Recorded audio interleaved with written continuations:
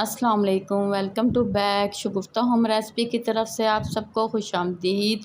आज मैं आपको स्ट्रॉबेरी शेक बनाने की रेसिपी बताऊंगी जो कि बहुत हेल्दी होता है।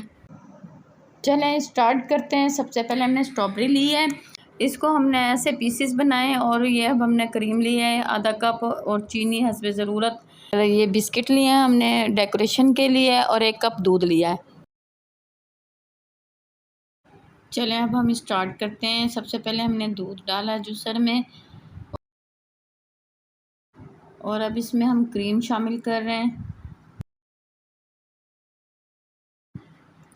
अब हम इसमें स्ट्रॉबेरी शामिल कर रहे हैं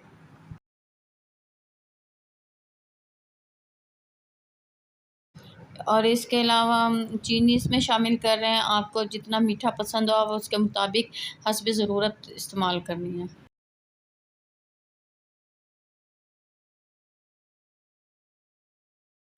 अब हम इसे अच्छी तरह ब्लेंड कर रहे हैं ताकि ये मिक्स हो जाए।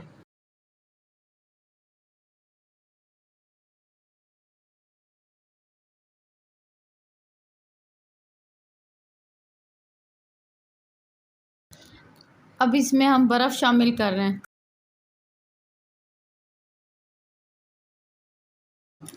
इसे अच्छी तरह ब्लेंड करें ताकि इसमें बर्फ़ घुल जाए और मज़े का स्ट्रॉबेरी शेक रेडी हो जाए।